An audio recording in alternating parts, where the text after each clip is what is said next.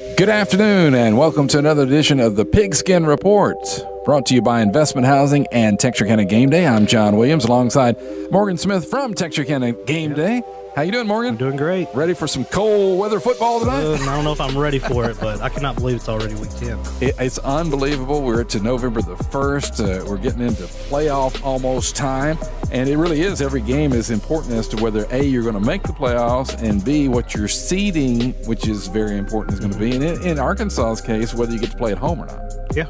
So these are all important games. Before we talk about tonight's game on the second portion of the program, let's talk a little bit about what happened last week. Texas High, by the way, had the week off last week. That was their bye week that's put in there. And so the week before, they'd beaten Sherman by a couple of touchdowns. And so they got 2 weeks to prepare for their game with Wiley East tonight, and we'll talk about them on the second half of the program. Arkansas High, though, they lost another the Razorbacks are 3-2 in conference play, and the two games that they have lost have been by a total of 4 points. You cannot tell me weather didn't play a factor in that game. Oh, yeah. I mean, Arkansas Highs, just right on the brink. Yeah, they lost by 1 point to Lakeside, and then they lost by 3 points on the road to Hot Springs. And the two Hot Springs teams right now are at the top in first place, and then there's a three-way tie for second, and Arkansas High is one of those. But, the weather had to have played a part in that. Now, that was on the road, so I was not at the game, but I was listening to some of it.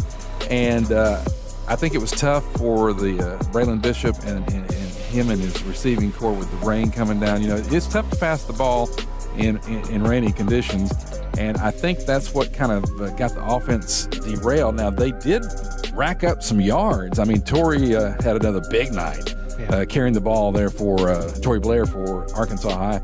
But the passing was just not there, and it seemed like they did a lot of 20-20 stuff, but when they got down close, they couldn't punch it in. And they scored a late touchdown, and onside kick failed. But I'm telling you, this team is a very good team. They've got to be able to win those close games. It's going to be very important as they go down the stretch here to win those close games. But they're still in fine position as far as making the playoffs are concerned. And we'll talk about that coming up. The other game that was played last week you were at was the Liberty Ilo Leopards hosting the Pleasant Grove Hawks. And once again, it was raining. Oh, man, was it ever. We tried everything we could to get the game day set up. It was just too big of a liability for me with equipment. Yeah. But I did stay, watch the game from the sideline. It was 6-2 for a long time. And weather, Pleasant Grove was down inside the 20, Liberty Ilo's 20. 4 straight drives and either fumbled or lost ball on downs. So it's wet football? And, man, was it ever. I mean, a ball rolled over by me on the sideline. I reached down to I have pretty big hands, palm it and pick it up and toss it back. I couldn't. I took 2 hands just to pick it up. I mean, it was soaking wet out there. Yeah, I was listening to a little bit of that game. I was flipping back and forth between Arkansas and Pleasant Grove and Liberty Ilo. And I think there was one play there early on where Pleasant Grove guy was going into the end zone maybe and fumbled it out of the end zone. Yeah. Man, it was just, and then into the first, I believe it was 6-2. Right. Liberty Ilo was up. I was like, man, what's going on? It was just a weird first quarter. I think Pleasant Grove had a couple late scores, went in 24-6 up, but it felt a lot closer than that. Early on it did. Yeah. Early on it was like, this could be, with the weather and everything, this is going to be something. But then Pleasant Grove kind of put it together there. Once again, Bruce Garrett, but then Logan Johnson, I believe is his name. Yeah, get used to saying that name. Yeah, he was racking up the yards. Yeah. And kind of complimenting Garrett. Yeah. Logan Johnson's a top-tier running back. I mean, he's great. He just happens to be in an offense where there are 2 or 3 other guys that can go. But you mark my words, he'll be utilized a lot more going into the playoffs. And I bet you tonight, I don't know this for a fact, but I know Bruce was banged up a little bit. I would not be surprised if we don't see Bruce tonight because I don't think they need him. Okay. And there's nothing for Bruce to gain in this game. Right. But I think we'll probably see a really heavy dose of Logan Johnson. All right. I was hearing his name a lot. And, of course, Ben Harmon, through the rain, had another good night. But the Leopards ended up rolling 45-6 after that 6-2 start. You mean the Hawks ended up rolling? The Hawks, excuse me. The Hawks rolled. Yeah, they did. And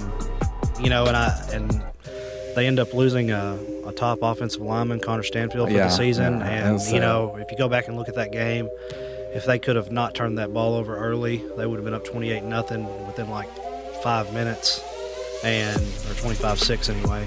And he probably wouldn't even have been in the game at that time. So you kind of hate it for him. Such a good kid. It just won a big award from Dave Campbell's magazine. That's right.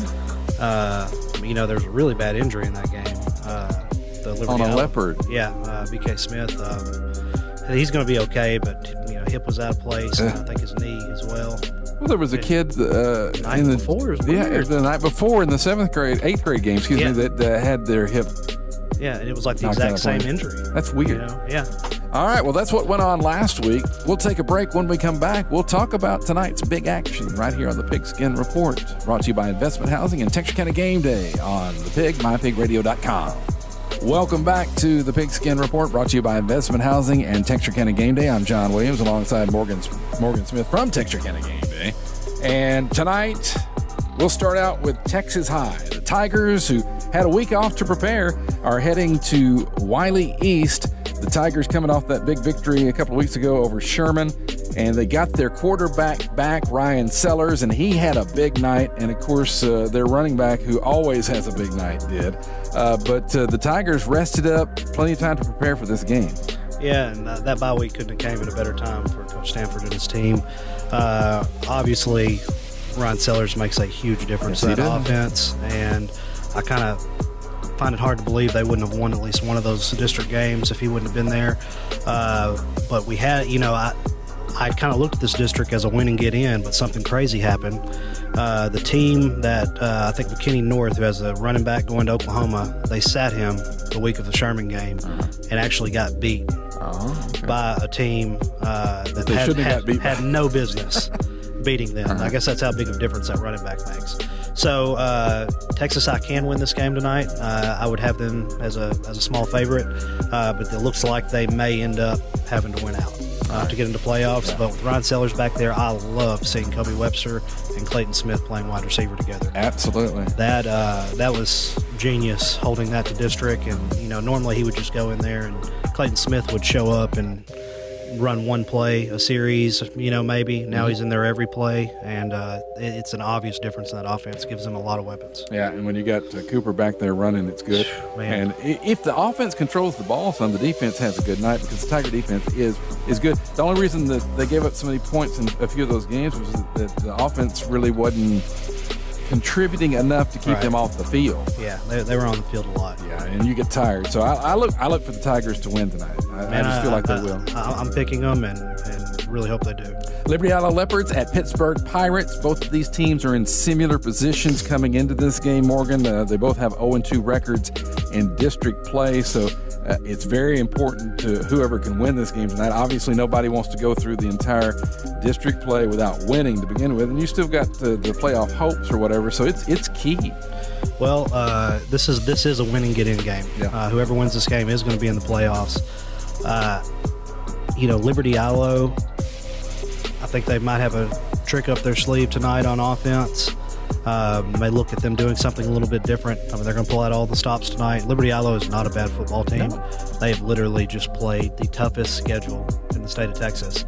And the one game that we know they should have won against Spring Hill, they had no starters really. Right, that was the game that they had to sit out. Yeah, so it's a win and get in game, and I've been saying it all year. They're going to make the playoffs. So I'm picking Liberty Isle tonight, and I'm telling you, I'm calling it right now because I want you to hear it. Okay. If Liberty Isle wins tonight, they're going to play an undefeated Sunnydale team, first round of the playoffs, and they're going to beat them. Oh wow, that's a bold prediction. A 1-9 football team. I don't think Ellie's going to beat Gilmer. Yeah, that's hard. Yeah, but they're going to play this undefeated team who's played nobody, and they're going to get beat by Liberty Isle. All right, and you're going to call me crazy, but I'm telling you, it's two different times. It's two different types of football they're playing. Yeah, and Liberty Isle's style of football is going to be much better than the style Sunnydale has been playing. Right. I go with you tonight for sure on Liberty Isle beating Pittsburgh. I think they will pull that off. Man, I sure hope so. I'd love it, Coach King. Yep, that would be great. The Battle of the Bridge is Arkansas High hosting Hope. That's a neat Red River Bridge trophy that they get. Arkansas High won it last year. Just honestly, I don't see how Arkansas High loses this game tonight, okay? They've got to win. They're trying to either get first or second in the playoff positioning, so maybe they can get a home game. They are not going to lose at home to the Hope Bobcats. Sorry to any Hope Bobcats fans that are listening out there, but Arkansas High just got too much talent, and they're not going to lose this game tonight. Coach Norton will not let it happen. I don't know a whole lot about the Hope team, but I do know, like you said, Coach Norton's, I'm going to have to say, one of the best coaches in the state of Arkansas, not the state of Texas as well. I just can't imagine. He's going to have a game plan that's going to keep his team always in position. We've found that with some teams that he's playing that are better than him, or better than his team. That's just a fact sometimes, and he always finds a way to be in the game. Right. Tonight he's got the better person. I mean, honestly, he's got the better personality, the better athletes. Arkansas just right at this point in time is a better team than Hope, and not going to have the rain problems that they had last week with the. I look for the passing game to kind of come back tonight, and I look for Arkansas High to really roll. And like I said, that is a jumbled conference over there in 5A South. Two Hot Springs teams are in first place right now by one game, and then you got Arkansas High, Camden Fairview, and Magnolia all tied for second. And there's 2 weeks to go. You can't even tell right now who's going to be first seed, second seed, third seed, on down the line. And that is important in Arkansas because if you are 1 or 2, you get a home game. If you're 1, you get a bunch of home games. But if you're 1 or 2, you get a home game. If you're 3 and 4, you got to go on the road. So it's key, and you can throw it all up in a hat and figure out what's going to happen. It'll be at the end of the game next week when we find out what the playoff seedings are. Meanwhile, Pleasant Grove, senior night, Hawk Stadium, your old team, Spring Hill, coming to town. Yeah. Spring Hill's got a good quarterback. Spring Hill has a great quarterback. I think probably the best quarterback in school history. It's not going to match up with Pleasant Grove tonight. I mean, this group of seniors is going to leave Pleasant Grove as the most winningest group to ever come through there. I think as varsity players, they've lost 4 football games. They have a state championship and a state championship appearance in there. Well, they were 16-0. Yeah. And then runner-up last year to that one individual. Yeah, Whittington. Whittington. Yeah. And, that group, that senior group, is a very special group. I had the privilege of watching them in the 7th and 8th grades because my son played on the team at that time. He ended up getting a knee injury and decided just to do baseball, but he was on that team. Those teams, he was on the 16-0 team, but I've seen them since 7th grade. You could tell then they were special. Yeah. I mean, they lost 1 game in 7th grade, and that was a close one that they should have won probably, and they didn't lose at all in 8th grade. And then Harmon moved up in 9th grade to start doing the high school. So just a special group. Yeah. I mean, I haven't been around the football program a ton, really, before this year. And you don't have to be a professional analysis guy to know that scientist to figure this out. Yeah, that these guys are special. Yeah. It's going to be an emotional night, I'm sure, for the players, coaches. Because this was Coach Gibson's first group to come all the way up through 7th grade. All the way from 7th all the way up. Yeah. So I guess time has flown by, and I'm sure he's going to hate to see him go, but hopefully they still have 7 more games left in them. This is the last home game probably. So it could be freakish and get a home game in the playoffs, but usually you don't. No, nobody's going to come. They talked about it 1 year doing it, and it didn't work out. But this is probably the last home game for them. 99% sure. So that'll be emotional, but they still got a lot of work to do. They're looking to go all the way to the state championship. Oh yeah. So even though I think that quarterback for Spring Hill will have some success, I think you're right. In the end, Pleasant Grove is just too tough. I can see that quarterback. I talked with Coach Levere from Spring Hill. That quarterback, they have a 6'4" receiver. It's a D1 guy. I mean, they're going to put points on the board, and that's no knock on Pleasant Grove. Spring Hill puts points on the board on everybody. It's just they're not going to. Unless Pleasant Grove fumbles a lot. Yeah. I think they probably score every single time they have a football. Yeah, it's going to be dry. I don't see them fumbling a lot. No, they're a really disciplined football team. I graduated from Spring Hill. I had some success there. Their quarterback is a guy that knocked us out of the playoffs my sophomore, junior, and senior year. Their head coach, Johnny Levere, he's a good guy. Good football coach, obviously. But everything revolves around the quarterback. I mean, if he were to get hurt, it's over with, But I like what he's done with that program and wish him the best of luck, just not tonight. Yeah. I think Pleasant Grove will end up rolling. It could be close for a while. I don't know, but they should roll.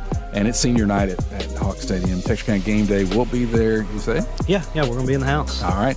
And one quick story. I just want to throw this in here about Coach Gibson with Pleasant Grove. When he first came here with that first group of 7th graders, they had a summer camp right before football two-a-days started. And that was my son and Ben Harmon and all them first time whatever. And so I went out there and sat in the stands and watched because this was a brand new coach. I wanted to see what was going on. He had those guys around when they finished practicing or whatever, had them around the huddle and they were going, state. Our goal is to win state. And this is coming off a Pleasant Grove team that had won maybe 2 games one year and 3 games the next year. Yeah. They won 5 games in like 2 seasons. And I was going, I admire that guy's enthusiasm, but is he crazy? Yeah. and he proved it in just a couple of years. I mean, he did it amazing. He had what he said he did. I'll tell you what I think has changed in high school football from when I was playing. Before they realigned districts, I played at Longview High School, and you go all the way to like middle school. I never remember ever seeing the head football coach ever. Right. I mean, probably even as a freshman, I never remember seeing him unless I just happened to be at a Friday night game. But they don't miss. None of these schools, their coaches are out at these middle school games. Right. And I don't know what has changed on that. I may do it everywhere, but I know when I was playing, I never saw John King. Yeah, you know what I mean? Yeah, back in the it was like I'm not even know he was just he was just some guy that I knew existed. Yeah, you know, it's changed.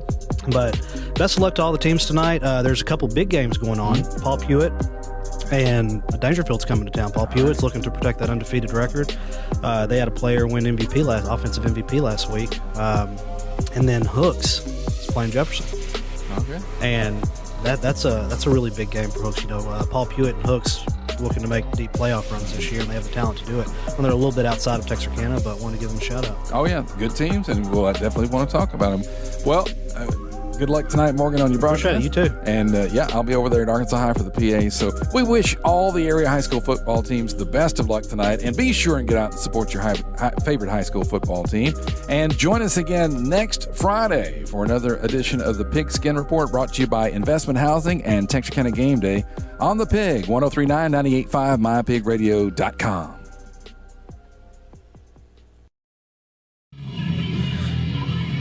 We are live from Pleasant Grove Hawk Stadium, senior night. Jay, tell us about some of these seniors that we're going to be seeing tonight play. Well, you're going to have the leader of the team, Ben Harmon. It's definitely going to be sad seeing him play his last home game.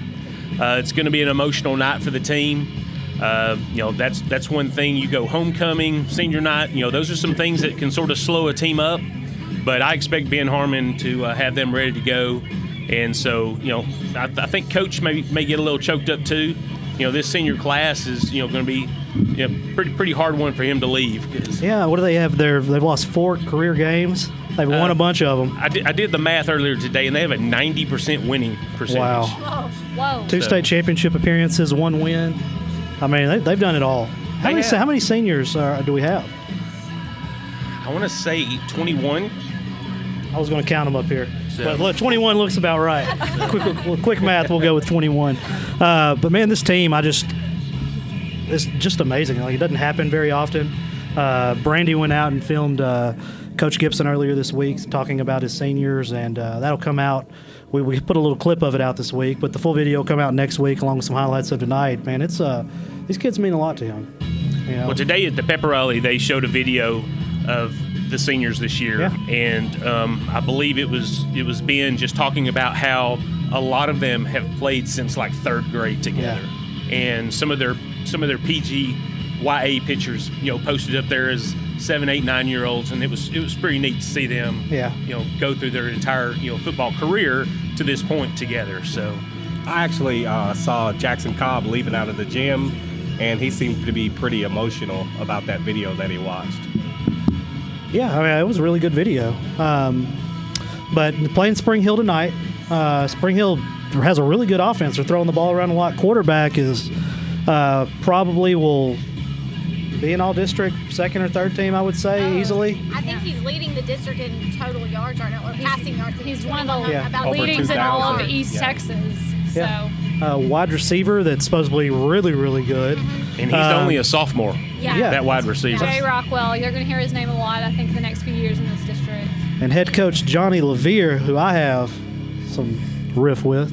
Yes, He, just a little bit. I graduated from Spring Hill, and he went to Gladewater, knocked us out of the playoffs one year. He was a quarterback, great quarterback. We would have but- won it that year, just so you know. Oh, hey, Yeah, we were we really, would really have. good. We were Really really, good. really good.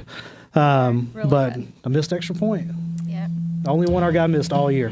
But anyway, There enough are of that. always those excuses. We're not bitter. no, it wasn't an Or excuse. I'm anything. telling you. Let's talk about some of these districts. What all's going on in this district tonight? Well, Gomer's off this week, but the other team playing besides PG and Spring Hill is Ellie and Pittsburgh. So, All right, so this is a win and get in game for Pittsburgh and Liberty Ilo. Liberty Ilo, of course, winless on the season. I believe Pittsburgh has won 3 games. Yes, if I'm not, 3 and 5. Liberty Ilo really does have a chance to win this game. They're not a bad football team. They've had the toughest schedule in the state of Texas. I mean, I put it up against anybody. They played number 1, 2, and 3 ranked team in Division 1, and then they played Pleasant Grove, Division 2, Gilmer. They'll play Gilmer before the season's over with. I feel like I'm missing 2 other ranked teams. Waco, La Vega, which they were a top 3 team. Anyway, long story short, they played a really, really tough schedule that there are too many teams that are going to win those games. Well, and their defense has been tested all year long. Yeah. And I think if they can stop Pittsburgh's running game tonight, they've got a great chance. Yeah, I've been saying all year, I really do think Liberty Ilo is going to make the playoffs. I had them beating Spring Hill, but they didn't have all their players for that game. But I think tonight, if they can get their running game going, I know they're going to have a little bit of something extra up their sleeve for this game. So if they can get all that working together, beat Pittsburgh, they're going to play, I'm just calling it right now, they're going to play an undefeated Sunnydale team who's played nobody. Just want to throw that out there. And I'm giving LE literally like a 50-50 chance at upsetting Sunnydale. at some point when you've got that schedule, it has to pay dividends. That's what Yeah. you've got to Yeah. go in and preach to your kids week after week. Just keep plugging, keep going as a coaching staff. That has to be what you're telling your kids, right? What else? Yeah. I mean, And if you are Ellie, last week the quarterback for Pittsburgh left the game a little bit early because of an injury. I'm not sure if that's going to hinder him from playing this evening or limit the amount of minutes that he has, but he got a little banged up. So we'll see if that is something that Ellie can take advantage of, or if Pittsburgh, if he has been on the mend, he's ready to go for this Friday. Because Kamarian McCoy, McCain, he is a dual threat, and he's a salty little player. let's do this real quick. Let's go up to Rebecca, and let's come back. Let's finish that conversation. Hi, Jerry. Hey, Texarkana, I'm here with Jocelyn, and she is a member of the PG band, and it is her senior year. Jocelyn, can you tell everyone watching what instruments you play? Okay, so for concert band, I play clarinet, and for jazz band, I play alto saxophone. And during marching season, I am a part of the color guard. That is awesome. Okay, Jocelyn, tell us what it means to be a senior and part of the PG band. So for me, being a senior in the Pride in Motion band, it's like being a leader to all the underclassmen and showcasing like all the hard work we put in throughout the years. And I heard that y'all put in some hard work this year. Tell us about how competition season went. Yes, at 3 of our competitions, we placed in the top 3. And we got outstanding drum majors and outstanding percussion. That is awesome. Okay, back to you, Morgan. Thank you so much. So, Pittsburgh, you think their quarterback's playing tonight or not? If you had to guess. Because I'm assuming they're going to pull out all the stops. I'll do this. If Pittsburgh's quarterback plays, I'm taking Pittsburgh. Fair enough. I think that he's a pretty dynamic playmaker for Pittsburgh. They also have a pretty salty running back as well in Braden Bolton, who has over 800 yards rushing right now. So I feel like on offense, they've got 2 playmakers right there that has carried their team to 3 wins this year. We know how many people that they lost last year. Here's what I think about Liberty Ilo. They have a good defense. It's just that they've been left on the field so much because the offense hadn't been producing, and then they have a lot of turnovers and stuff like that. But if they can get some offense going tonight, the defense can definitely stop Pittsburgh. I would definitely think we're going to see tonight, we're going to see the best athletes with the football in their hand. I think he's going to move some players, maybe a player to quarterback who they want to get the ball to and they're struggling to. We may see somebody who we haven't seen at quarterback tonight, and there's still there are 2 really good running backs, all of them in the backfield, and just see what happens. Yeah. And I'll He's tell going you- to pull out all the stops. And I'll tell you something else. I heard you mentioning the playoffs a little bit ago and about Yeah. how this game matchup could very well be for the 4th place team. Yeah. I wouldn't be surprised, and I think you referenced it. I walked up a little bit late, but that fourth place team could easily win. Oh yeah, a couple of playoff games. Our fourth place team, the team they're going to play they're probably going to beat that team. Well, similar to last year. Last yes. year, Gilmer was fourth place in our district, and Pleasant Grove, we won the district, and we ended up playing each other again in the third round, and then played Pittsburgh in the fourth regional final. It's weird outside this; they're not playing the schedules. Like let's say a Pleasant Grove, a Gilmer, or Liberty Islo. Nobody's playing that kind of schedule. So realistically, this team the winner of tonight's game between Liberty Islo and Pittsburgh could definitely look at winning 2 or 3 playoff games, which is amazing and just shows the depth of this district. Yeah. So if Ellie makes some changes on the offense to put their playmakers with the ball in their hands, I mean, they could get a lightning rod and, I mean, just off to the races this evening and just start a roll for them for the rest of the season. You know, it was wet in that game last week, but we saw a first quarter where a lot of it was, Pleasant Grove was turning the ball over on downs, fumbling the ball, but they didn't look like there was just like Pleasant Grove was all world against them. They looked like Liberty Islo had some athletes. It's just as the game went on, it wore down. But I really am kind of. I had them beating Spring Hill before all this other stuff happened. But I'm excited to see them play tonight. And I hope they come away with a W. That'd be good for everybody. A good game. Plus, I don't like Pittsburgh. At least it's not raining. All right, on that one, let's go to Rebecca. We'll be right back. All right, we'll stay here then. Who else? Anybody else in the district playing? Nope, Gilmer's off this week. That's it. Let's talk this PG Spring Hill game. Okay. So Spring Hill's going to throw the ball around a lot. I think they're going to have a very difficult time running because everybody has a difficult time running on Pleasant Grove. I think we can all agree on that. Well, what is it going to take for Spring Hill to beat Pleasant Grove tonight, Todd? Well, I think, again, you're going to have catch some breaks. This game of breaks, it's football. Football's got to happen.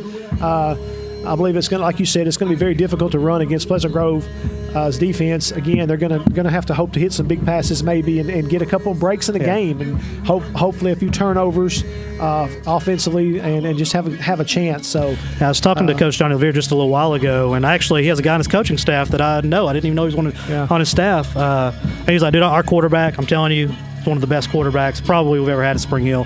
He can get the ball. He can make all the passes. Yeah. It's just his numbers prove that. This is a very talented Spring Hill team. Yeah. Y'all have seen him play this year, right? Yes, we have. Tell us about him. Well, we saw him play against Gilmer, and they, at times during the game, you would think, okay, Gilmer's about to blow this wide open. Yeah. And yet, Spring Hill never backed down. They continue to fight, and that is really the senior leadership of Gage White and the playmakers that they have on the outside. It's going to be, if their quarterback, Gage White, can connect with Jay Rockwell, I would be interested to see how many points Spring Hill can put on the board. Because they're number one, their wideout, he is athletic, he is tall, he has reach, he can make plays happen. And right now, in their victories, they're scoring over 40 points, and in their losses, they're only losing by an average of 9 points. So they are right there in their losses. Spring Hill is going to have to try to exploit Pleasant Grove's secondary, and in doing that, that's where Landon Jackson and Mark Burris is going to have an impact on the game because he won't be able to stand back there. Anytime I hear somebody's going to throw the ball against Pleasant Grove, I keep saying they better get it out quick. Yeah. Exactly. They better get out quick because you got people coming from everywhere. And again, also you're looking at the height factor. If you've got Landon Jackson who's 6'6" and Marcus Burris, and they're standing there with arms up, that's asking a lot of any quarterback. Right. For The that nice matter. thing that Gage White does has, he's a 4-year starter. He's with that kind of experience, you've seen all kinds of defensive alignments, coverages. He's going to be prepared to play tonight. Yeah. Well, I tell you, he's got a great coach who played it, teaching him. But let's go to Rebecca real quick. We'll be right back. I cannot believe. Hey, Texarkana, I'm here with Mary and Antonio, and they're here supporting their daughter, who's a senior and part of the PG band. Now, Mary, can you tell me what it means that your daughter is about to graduate? It's real exciting. She's about to graduate. She loves the whole school, and it's just real sad. It's real emotional right now, but she's happy, and I know they're going to do great, and hopefully back-to-back state champions. I hope that. Yeah, absolutely, and I know that y'all are big supporters of her. If you could tell her anything right now, what would it be? Follow your dreams and never look back. Never accept no for an answer from anybody. Awesome. Yes, these are some big supporters. Okay, back to you, Morgan. So we're back. Pleasant Grove on senior night. You've watched these kids kind of grow up. You know them better than probably, obviously, all of us here. What do you expect to kind of see from this team tonight on a night like this? It's a special night. It really is. It's been a special season, but today, especially around the school today, just this morning, and then our pep rally this afternoon, and then the senior. I've been around senior nights now for a while, and it's just it's special. This game means a lot to these kids. Their families are here. A lot of their friends come back. But it's just special because it's that, and their bond with their coaches. And it's special not only to our football players, it's special to our band kids. It's special to our showstoppers. It's special to our cheerleaders. It's just a special night where we celebrate just 4 years of effort and work and success. And it's a chance just to recognize not only the student athletes and band and cheering our showstoppers, but also their families as well. It's special. It's going to be sad to see this group go. Yeah, this has been a special group of seniors. I mean, this is a group of seniors that were sophomores when we won a state championship 2 years ago and played for one last year as juniors. So, yes, this is a group of seniors that really were part of that when that tide finally turned here. And they have a legacy here that's very special. Yeah. And I know they want to finish not only senior night tonight in district, but also moving into the playoffs successfully and with a win. Yeah, I'm excited for this. I'm excited for this playoff. And I just got to say, as the high school principal, it's a great group of students. That's what I'm so proud of, is because the same kids you see out here and up there and everywhere, all of these students are leaders in our school. Yeah. And that's what. There's so much pride there that I take here to see those kids, that they not only are leaders out here for our community, but they're leaders in that school building from 8 to 3 every day, or 8 to 4 every day. Just to speak on senior night for a minute, I know for me that on senior night it made me realize that my career in high school football and my senior year was coming basically to an end. You start to realize that this is my senior year. These are my last few games with my brothers. Probably more so my teachers were happy that I was about to get out of there. But as far as playing with your brothers and stuff like that, you start to realize that it's almost the end of your high school career. I know. I hope they just soak it in. I know that they'll enjoy it. Yes. And that they're still on mission, but That's soak right. it in. Enjoy this Enjoy moment. it, because you can get so mission-driven. All this group, from what I've seen this year, coming to the few games that we've been to see them, they're such a credit to Pleasant Grove. Yes. And I think that speaks so highly to this community, the group of people that y'all are letting go out in the world, you know? Right. And you see it too even after the games, just the way the community on the field, and there's just something special about, and those are the things you really hold on to, and that's, to me, is just as enjoyable. I can go back to one moment this season where I knew these were high character kids, but it just proved it. And that was that game against Carthage. After the Carthage game. I remember telling them, "Hey, this will probably be quick. I don't think we'll have anybody come over and talk to us." And it was just, the respect kind of shown there. I wasn't expecting from a kid. I just left there with a lot. I respected them a lot, but I respected them more as men after that, because that's something, as a high school principal, you have to stand up and do something no matter what. Yes. And they felt that obligation when they really didn't need to. Right. But high quality, high character kids, I agree. That's one thing I took from their senior video today was all the kids were mentioning their bond with their coaches and stuff like that. And if you're over here visiting and stuff, you can see how these coaches definitely care for their kids. Oh yeah, this is gonna be like that. Well, that's why they're here. It's the relationships that keep the coaches doing coaches year come back. after year after year. Let's do this. Let's take a quick commercial break. We will come back and talk area games.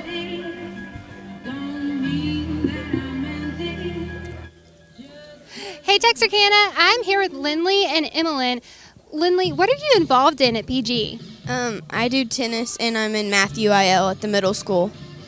So she's got some brains. All right, now, Emmeline, if you could be anything when you get into high school at PG, what would you be? A showstopper. So you would say you're here supporting them tonight? Yeah. Yeah, are you ready for halftime?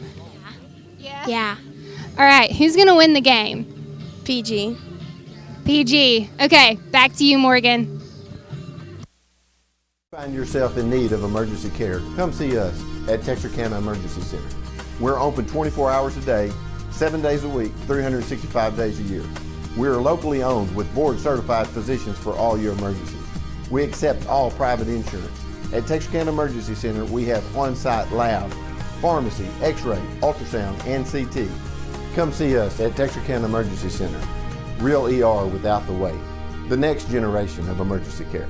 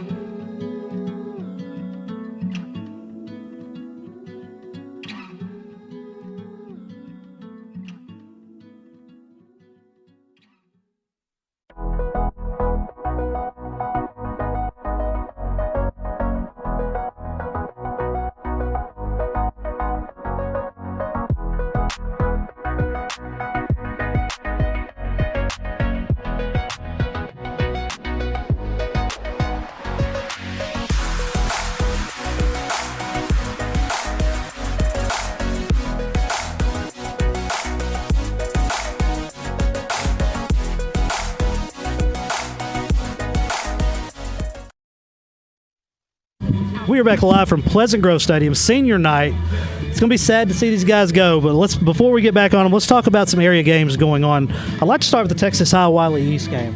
Craig, I know they're building your statue. It's in construction right now. It's probably about 6 years out. It's going to be a really 6 nice years? statue. Okay. Well, I didn't think a statue that short would take that long. But anyway, Texas High is going to be at Wiley East. Our insider, Billy Lavender, says this is a game Texas High should definitely win. What are your thoughts? I'm thinking so. They got Ryan Sellers back. They looked pretty good last And against week. Sherman. It makes me wonder if he would have been there at the start of district, would they be in this position? Because they're basically, and they have to win and win out, basically. Yeah, I think they took maybe, how many games did they lose? One? I think they lost 2. Maybe 2 games, Yeah. but you moved up a sophomore quarterback who had never played varsity, so that Yeah. kind of hurt them in the end. But Ryan Sellers is back. I think they do what they normally do, get Tracy Cooper going. Well, coming off that bye week, and Coach Stanford told me, he said, we've never needed a bye week in my career like we needed a bye week here. Like, we needed this bye week.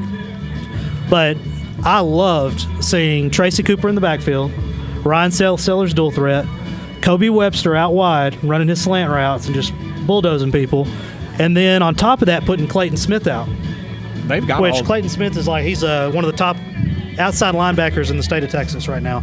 And they put him, he played wide receiver before converting to outside linebacker, and he's like 6'5", 6'6". Yeah, 6'4", 6'5". I mean, he's tall. And I mean, he looks like a professional wide receiver. I mean, he's gonna grow into a defensive body, but I mean, putting them on the field at the same time,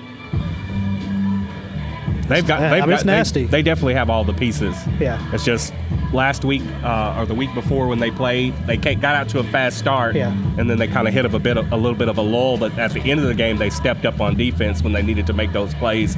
Got the interception return for a touchdown to seal that. My favorite play in football. I don't think they need to come out to a slow start. They'll get Tracy going early. Yeah, I think it all starts with Tracy, but, you know, what I kind of noticed a little bit about that offense is they let plays develop. They'll roll Sellers out in hopes that, you know, that they're just on an all-out blitz or something. And even if they're not, they're going to have Kobe coming across the field, who's always going to be open. I mean, I don't know if I ever saw a play he wasn't open. Yeah. It's crazy how open he gets. And the thing about Ryan Sellers, he is blazing fast. Yeah. If he turns that corner, he can go 20 yards, 40 yards. They're in a really difficult district. They have the number 1 running back in the nation in that district, and legitimately, probably. I mean, he reminded me of like Cedric Benson. Really? Where's he out of? Somewhere in Dallas. Maybe Poteet, McGowan. One of them. I mean, he was really, really good. He was so good actually.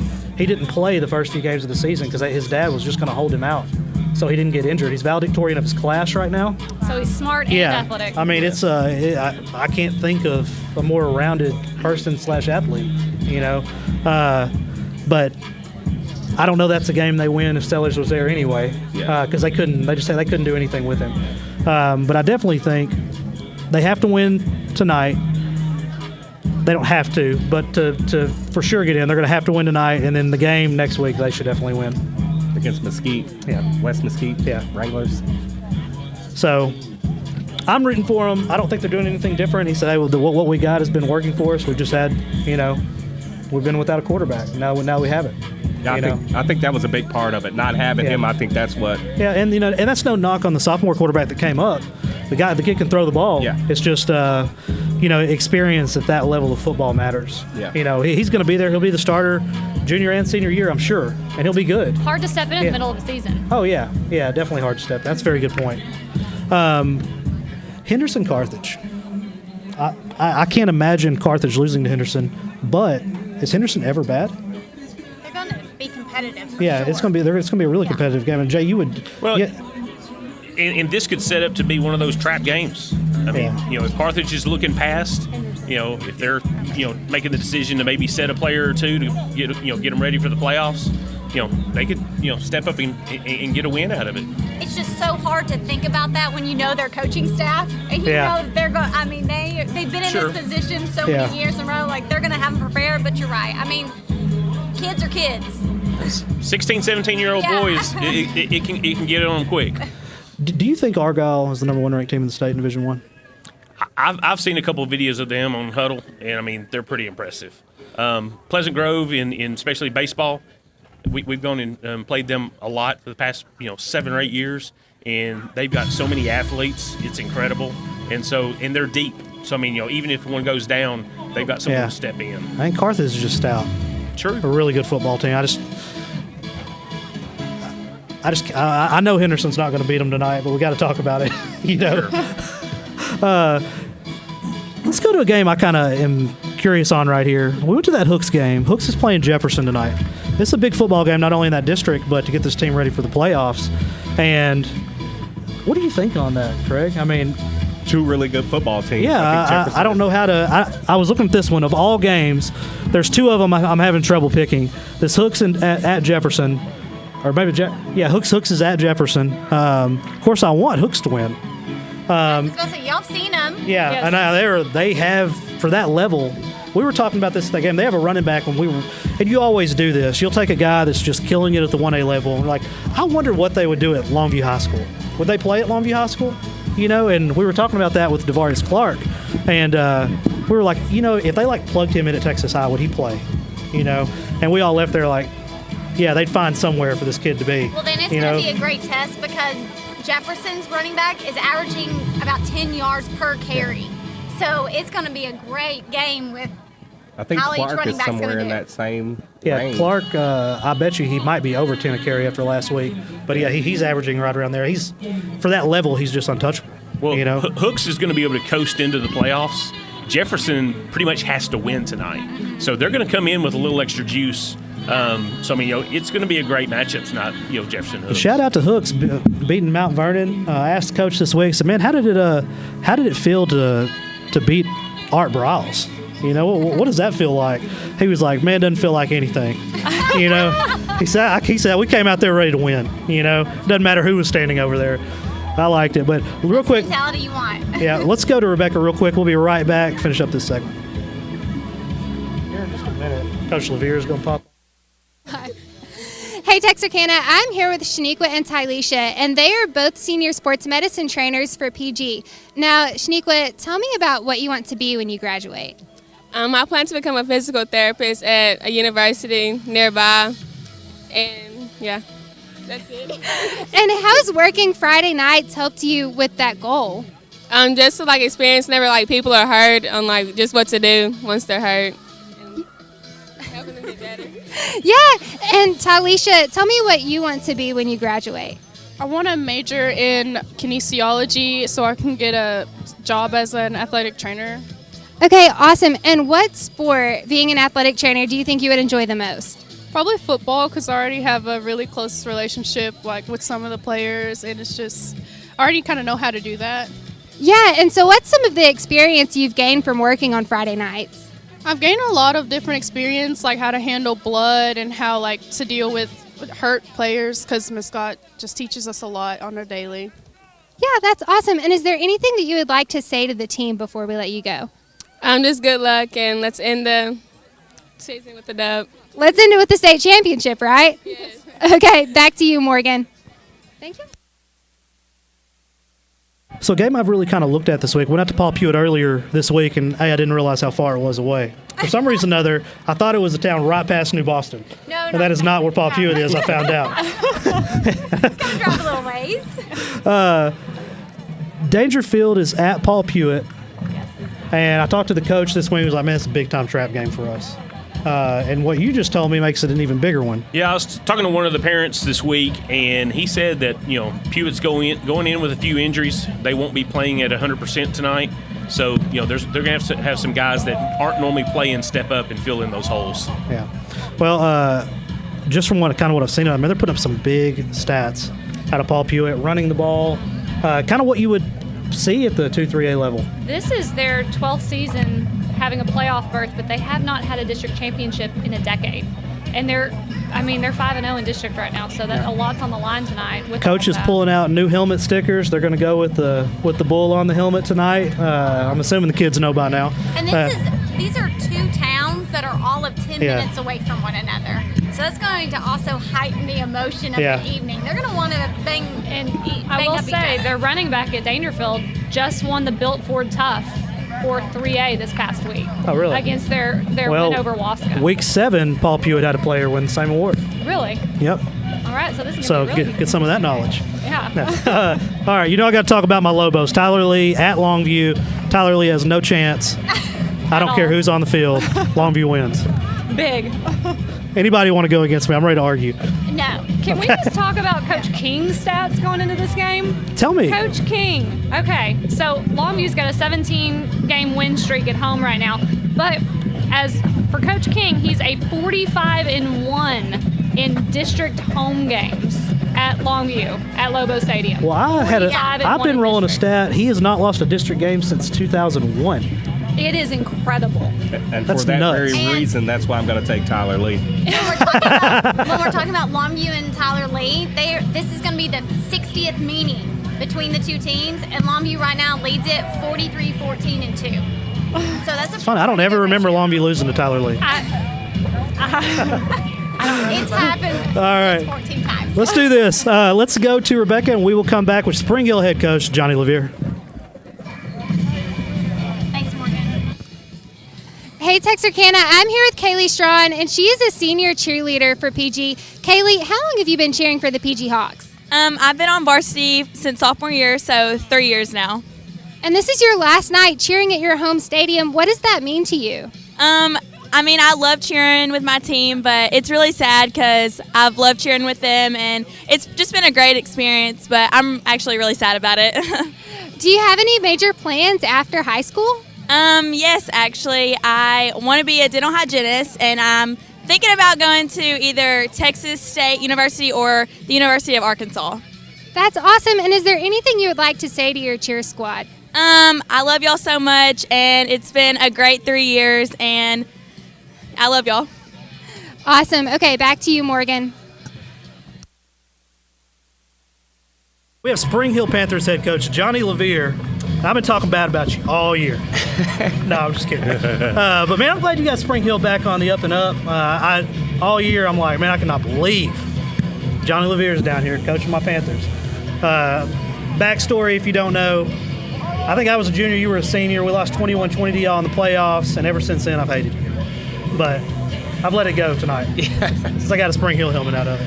For the record, my parents can't believe I'm at Spring Hill either yet. So. I heard that. Your mom wouldn't even come to the games, would she? They do now. No, they Bears. But, man, you've done a great job with this program. I graduated, 03.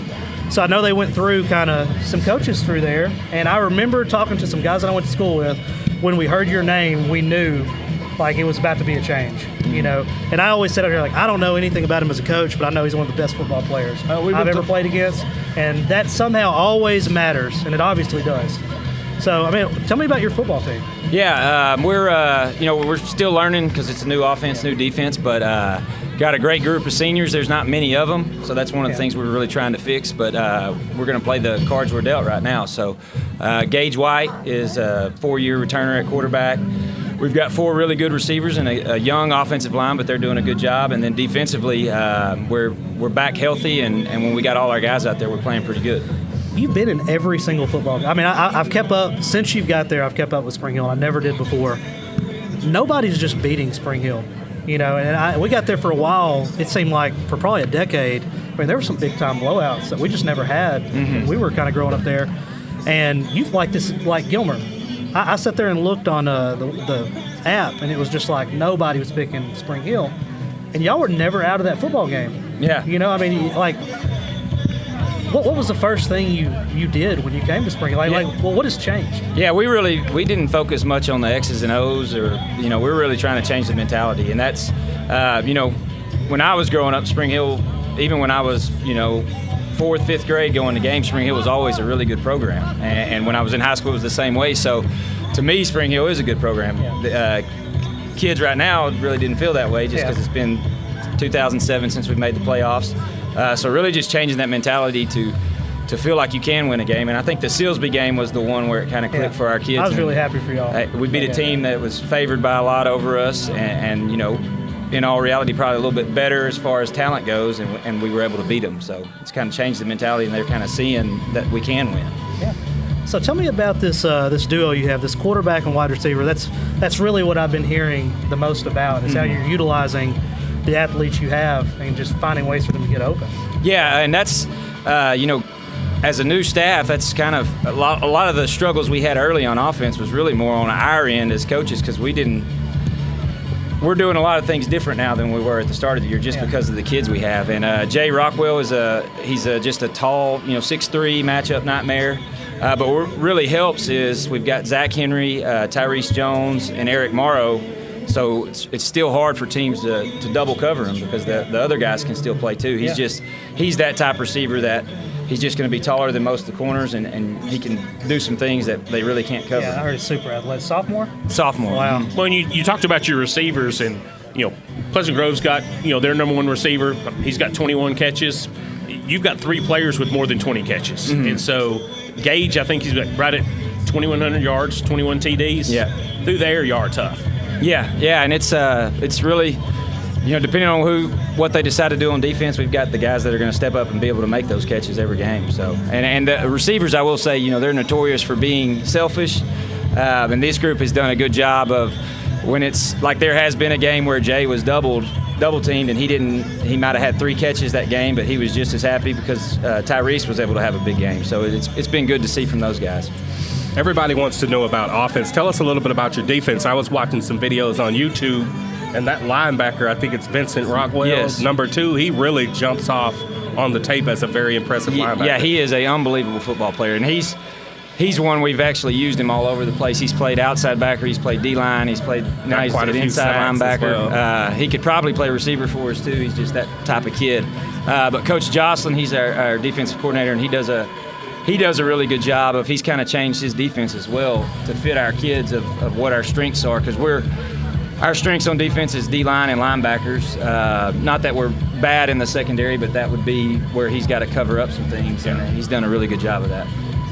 Coach, like Morgan says, we've been keeping up with you all year. We think you've done a great job down there. And to be honest with you, if you weren't in the district you was in right now, your record would probably be a lot better than what it is. I mean, you've really been out there competing. I've been keeping up with your program for a long time. Both of my nephews go to Spring Hill.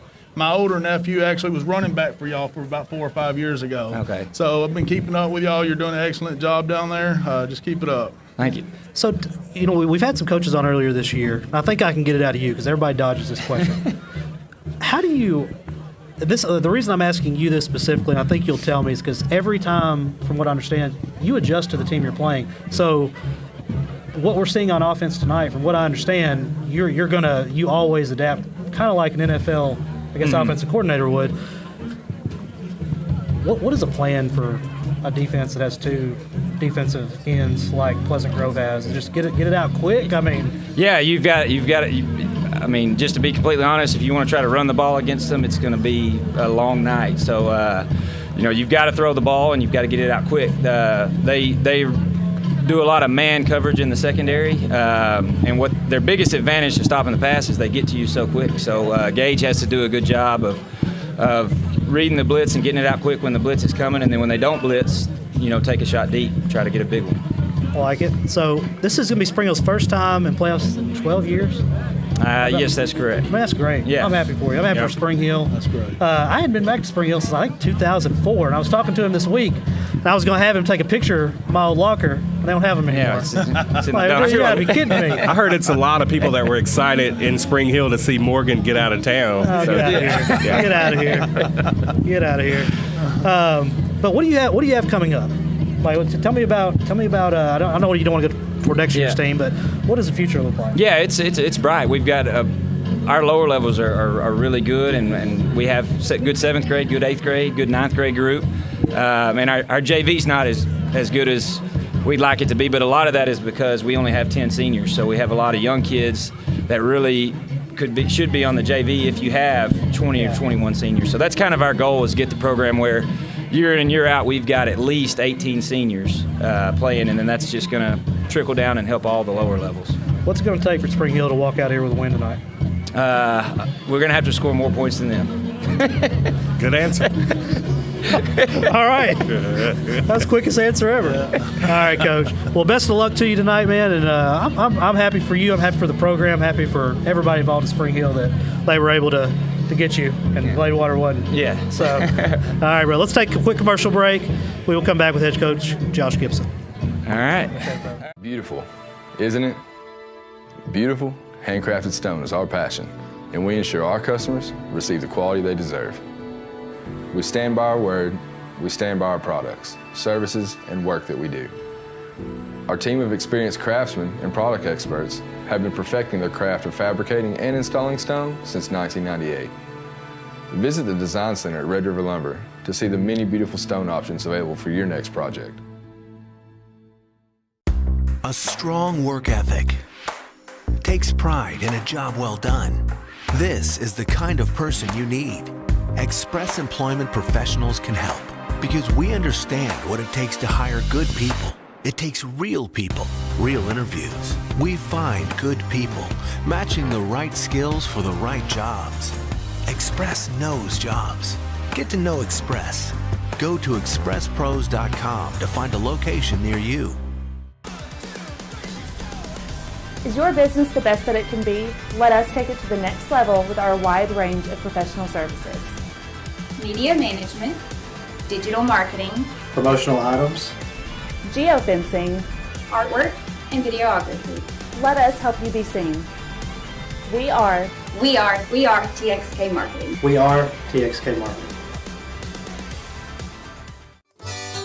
If you're looking for authentic Cajun-style meats prepared and ready to cook and take home, look no further than Lanyard Specialty Meats. We here at Lanyard Specialty Meats select nothing but premium meats, and we season it to perfection so that you'll have all of Acadiana flavor here in your own home. Come by Lanyard Specialty Meats for all your tailgating needs for this football season or hunting season. Remember, Lanyard Specialty Meats. Lanyards is an official sponsor and proud supporter of Texarkana Game Day. Back from Pleasant Grove Stadium, we have head coach Josh Gibson with us. And man, it's got to be an emotional night for you. Yeah, it's a really emotional night. We got some kiddos that have been in our program for 6 years. You watch them grow up, you connect with them for that long, and it's an emotional one to know that this is their last game at Hawk Stadium. So they're going to leave the all-time winningest group in Pleasant Grove history. Hey, I mean, what has this group just not accomplished? Yeah, I mean, I don't know. Right now, tonight, I guess it would be a back-to-back-to-back district championship, and that's on the table for them. But they've been so successful, on the field, and then even more importantly, just their attitude this year with growth and wanting to do everything right and being challenged to make an impact. And I asked them last week, I said, what do you feel like that y'all have done, better than some of the other groups that you were with? And they said, we always learn lessons, but felt like we were really cognizant and trying to take steps. And so I'm just proud of how their spirit's been this whole year. It's been huge. Super relational group, one of the most relational groups I've ever been around, tight-knit. Their parents have really been the same way. You got dads of these lineman football players that come up and show up at every baseball game to support them then, and it's just a little bit of a different, parent and kid group, so it's a special group. We were talking earlier about how just high character this group is. And I was like, there's like the defining moment for me. Like I knew, but when I knew was after that Carthage game. Yeah. Like I knew that there's a really high character kids. They've been raised right, coached right. At that pep rally today, I've only known them for 2 months? Yeah. And I was a little sad. I was like, dang, it's emotional. It's going to get tough here in a minute. And then, we're trying to be proactive and do some things different so we can flip it from what'll feel like a funeral scene to a party scene and get them ready, because we've had some slow starts at senior night just because of how emotional it is. But really, really proud of them. This one's going to be special. It'll sink in here in a couple minutes when they start walking out. It won't take long. But we want to end on a good note, and we've been focused about doing that all week. Cool. Well, how has this week been? I know Liberty Yellow, we came out, bruised a little bit, and unfortunately, Connor, is going to be out the rest of the year. Tell us how we are coming into this game. Yeah, we've been a little banged up since, I guess the Tyler Chapel Hill game leading into that Carthage game. We just hadn't had everybody together at once, and we get a couple of back and somebody else gets banged up, and, that's part of football. And the unique thing in 17, we went 16-0. We didn't have a kid get injured, and that's you got to have a little luck in that draw. And for us to be out some big time kids in several games, the most special part to me is the kids that step up and have come in and continue to really compete, to prepare and be ready when they get the opportunity. And that's kind of where we are tonight. We're a little banged up. I think we're a little banged up at running back. We're a little banged up at safety. We've been banged up on the offensive line now. And then it's, we get the next guys ready, and they'll go in and compete their butts off and work together. But we definitely need that week next week to heal up a little bit for the playoffs. And it looks like you scheduled that perfectly. Man, it's the luck of the draw thing. 2 years ago, when we were drawing for it, me and my buddy Coach Wells, one of us was going to get the open week to go into district and get prepared, and one of us was going to get the last week. And nobody wanted the last week. Nobody in there wanted the last week. And he drew and he got the open week and we got the last week. And then now in retrospect, you're looking back and you're going, if you're going to be able to play 5 or 6 weeks in the playoffs, which the goal is to play 6, comes at a great time because it gives you a shot in the arm. Kids are exhausted right now. Coaches are exhausted, and everybody needs a break. These band kids, the showstoppers, everybody needs a weekend off, and they get it, and you get rejuvenated and get fired up for the playoffs, and then come back together with a sense of urgency and a togetherness, and let's go do something special. What are we going to see from your team tonight? Anything different? Yeah, I hope you see a team that's playing better football tonight than we have the whole year. We try to grow each week and get better and better, and I think that's happened in a lot of our games. Don't want to start slow. We've done that on senior night in the past, and a lot of that's just because of me. And I have a hard time looking at these kids and their parents coming through that tunnel, and then it bleeds into that locker room. So we're going to be proactive and do some stuff different in there tonight, but I'm hoping we see a better product than you've seen the past few weeks, and kids that look like they've been really mature and cognizant of growth, and they're gonna play better tonight than they have all year. Well, I'm excited to see Logan and Hayden tonight. Hayden should have a fun night tonight. Yeah, that's one thing about our program. We had 6 different kids score touchdowns last week. That happens a lot, and that's cool. There's that. We don't have to rely on just one guy. But when 6 different guys are scoring, there's usually 11 or 12 that are getting touches, and that kind of keeps all those kids going, and they invest a lot. They deserve to get paid on Friday and get rewarded for their efforts and investment. So it'll be an exciting night to see that. I just feel like we watched Logan grow this season, from watching him first game and like, man, that kid's got some moves, to he looks like a one back. Yeah. He's really, really good. I enjoy watching him. I do too. He's great in the open field, and like y'all said, he's a character. He was the first one after the Carthage game to come over here, shake our hands, tell him thank you, and he just took a loss. That had to be hard for him. And I don't mean that as like a knock on Bruce. Like, Bruce is the guy, But I'm just saying, like, from week 1, I don't know that I really knew him to now. I mean, he's came a long way.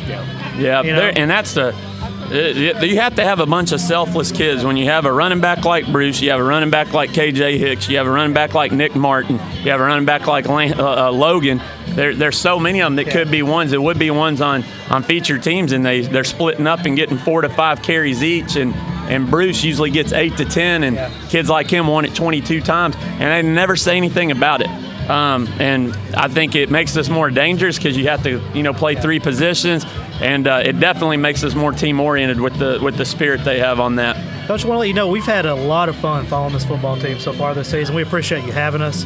But we're about to go to commercial. Before we go, we want to know, what are you going to tell these kids in the locker room on senior night?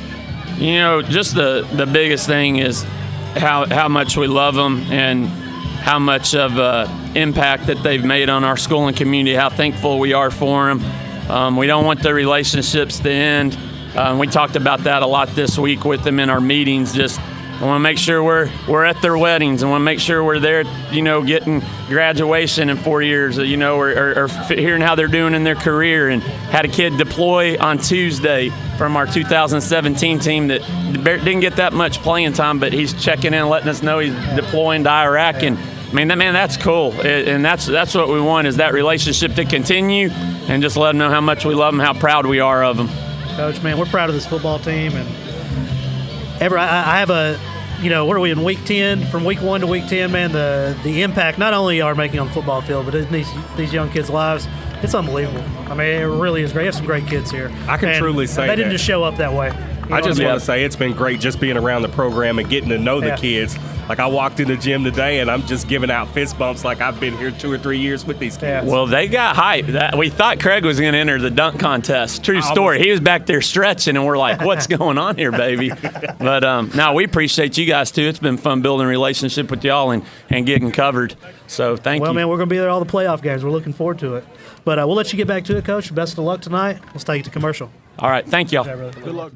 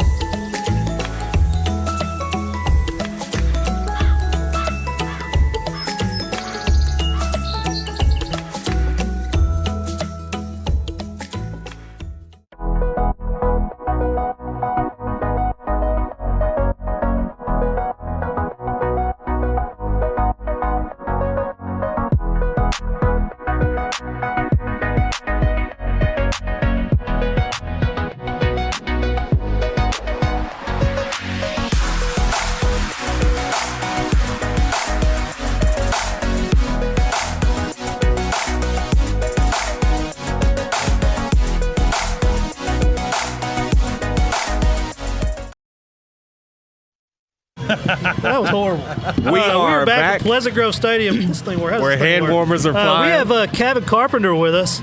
Evidently, you know all things Pleasant Grove, even more than Jay. I should have did more research for I know enough to be dangerous. Yeah.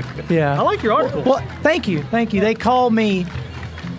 They heard me on Chuck and Tony's radio show, and a guy called me and said, "Hey, would you do an article a couple times a week?" And I said, "About what?" And he goes, "Just whatever you want to talk about, the Hawks or whatever." And I said, "Sure, I'll do it." And I love doing it, but it's kind of turned into homework sometimes. Yeah. So I know the feeling. And I'm not a writer at all. And my wife and daughter have to proofread it and look at it and make sure it's all spelling. And but I had writer's block this week for the first time, so I know what real authors go through. I had no idea what to write about. And somebody came up with, Stephanie, my wife, came up with write about the Grove, how the Grove came about. And so I told the story about our very first defensive coordinator, Tommy Steele, who, if he was standing here 30 years ago, he looks just like Clint Fuller. Same size, little guy, fiery voice, got everybody fired up, and he got on the bus after we won our very first high school football game ever. It was a JV game against Ashdown. We only had 9th and 10th graders. And Coach Steele jumps on the bus and yells, "There ain't no place like the Grove." And we went wild, and it kind of stuck. And it's been the Grove ever since. Wow. Well, why don't you have any cool stories like that? Well, I was the manager of his team because he's a lot older than I am, and I do have some stories, but they will not be told on air from how the manager job was. But one of the things that I appreciate that Kevin's doing is he's sharing the lore that Pleasant Grove has, and we're a young district. I mean, we didn't have our first team until '84. '84 was the first year. And so in we're still young, and to be able to bring up some of those older stories, for the today's fans in Pleasant Grove, we've got a lot of new families here that don't know the start of Pleasant Grove, and if they moved in 4 years ago, they just think it's all about winning. And I can assure you that isn't what our history is. Well, we had a lady, and she was not being ugly about it, but she said, "Y'all get so much attention at Pleasant Grove. Why do y'all get all the attention?" And I went, "Hang on." I said, "There were days when I was there, when I was coaching here, that we would be on the second and third page of the Gazette, and we just didn't get the attention we do now." And not realizing that it's all earned. It's earned, yeah. But we didn't deserve attention 25 years ago. We were terrible. I'm sorry to say that, but nobody wanted to read about us. But now you look around and people are interested. Being senior night, and I'm going to watch some of these seniors walk out behind us. Man, tell us about this group. Tell us some of their best moments that you're going to remember forever, and what your opinions are. I'll tell you what I do remember is when Coach Gibson got here. We were talking, a month or so after he got here, and he said he made a point to go talk to these. Then they were 7th graders. Went and talked to him. Of course, you can imagine what Ben Harmon and these guys look like as 7th graders. But he went and talked to them and told them, "Hey, if you work hard, we're going to build something here, and we're going to win a state championship." And of course, I'm sure those kids looked at him like, "Yeah, right." And I did the same thing. But that's what I think about these guys. They started in the 7th grade. They bought in, and look where it got them. I mean, it's incredible. But yeah, if you just look at the athletes that we've never had a class of athletes like this, or somebody like Ben Harmon. That and it's hard to explain Ben Harmon to people. He's a leader. That's what he is. If you look up leader in the dictionary, that's Ben Harmon. And no, he's not the best quarterback in East Texas, but I wouldn't trade him for anybody. He's got one of the biggest hearts. He's got the biggest heart, and he started in the 7th and 8th grade, coming over here and working out with the big kids, because he wanted to walk through this tunnel and have a chance to win a state championship. Did any of y'all watch him in 7th or 8th grade? He played linebacker, and he would decleat them, and he would jump up raw. I mean, he was fun to watch. There's some kids on this team that I'm looking at, Ben Harmon being one of them. I really like Jackson Cobb. I like all of them. Yeah. You can tell, I don't know what they're going to do in life, but if I have the chance, if they ever walk in, I'm hiring them. Yeah. I don't even know what it's going to be for. They're getting hired. You know what I mean? They're those kind of kids. They're winners. Jay, maybe y'all can hire him over at the bank. And we could do that. Here's the thing about Harmon. He wants to be a coach. And I can see him doing that. He could coach this group next year because they respect him and look up to him. So, yeah, I could see that. I know a lot of games when we're here, I'll just walk up to him and I say, "Do what you've always done," and that's lead. Yeah. And he'll just say, "I got you." He goes out and gets it done. What is y'all's opinion on leadership? We talk about Ben all the time, how great of a leader he is because it's so obvious. Born with it? Do you think people are born with it, or do you think it's just it's something you develop over time? I think it's a mixture of both. Yeah, I think it's a mixture of both. I think a lot of that has to do with your upbringing, what you instill in your kids, and obviously he's got great parents that have instilled leadership's ability. Not everybody's got that. He already had it in him, but it's also a learned behavior. Coach Stanford said the same thing on that. I remember asking him that. He's like. I think it's partly 30% born with it. It takes a lot of someone believing in you. Yeah. And it takes it takes a little bit of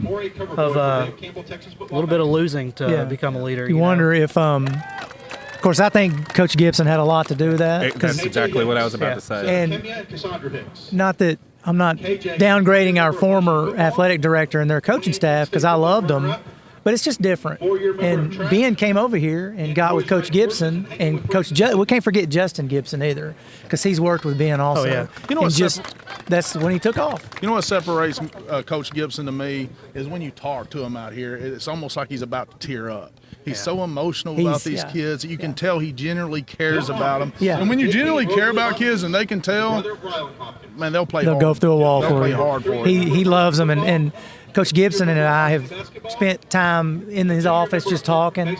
And yeah, if you're alone with him and he starts talking about Harmon, he's gonna cry. Yeah. He's gonna tear up, and not just Ben. It's he loves this kind of stuff. Yeah. I mean, he loves these kids, and they're gonna play hard for him. So. Tell you, we sent one of our videographers over this week, like, hey, we're going to put a little video together. We'd like for you to speak 2 minutes about this senior class. And, 20 minutes? Hey, I don't know, it was a long time, evidently. I wasn't there for it, but I watched a little bit of it. And what I kind of left with watching the first half of it, he never mentioned one person individually.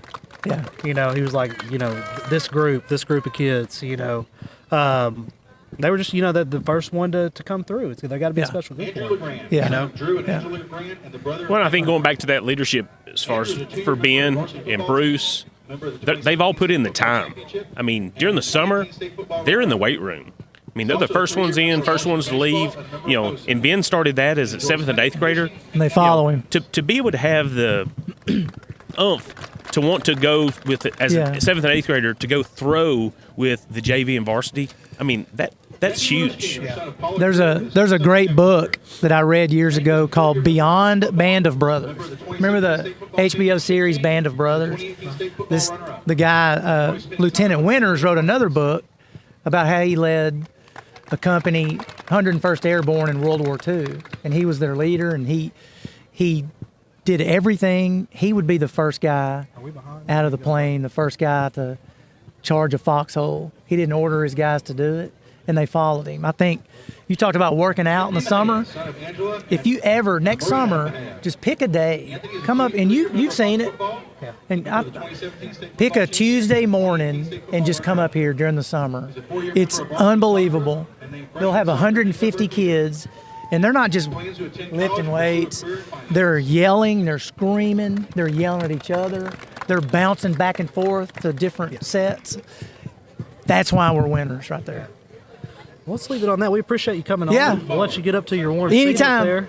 Anytime. We'll take you up on a playoff run. I'm going to lean on you. So you get me seats at AT&T? I can't get seats at AT&T, but I have a feeling there's going to be enough of them for you to get your own. Yeah. Thanks, guys. All right, brother. Enjoy the night. Yeah. Nice to meet you guys. Man, I love what y'all do. I have a guy it's a friend of mine in Seattle, Washington. He's never been to Texas in his life. He comments on you guys all the time. He goes, man, we don't have that kind of stuff up here. He goes, we don't have these big, nice stadiums. They play good football. Texas football is something nothing. different, though. His son plays at Montana. He's a lineman. And he just marvels at all this. So yeah, there's people watching. So. Thanks, fellas. Yes, sir. All right. He's got those notes. Gotta have those notes. Try to not leave anybody out. Right. For maybe like 20 seconds to show us what Member of the National Honor Society.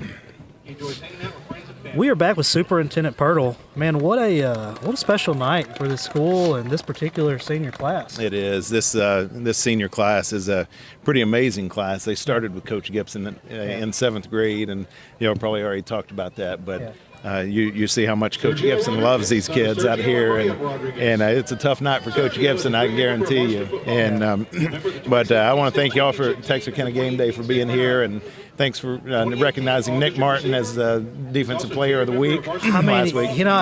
I told Nick, and I was like, man, this probably isn't fair to you, but everybody knows you're my favorite player. So you got to do something really, really great for the MVP award. And he was like, man, I've been wondering, He's a headhunter out there, isn't he? He's a headhunter out there. Yeah.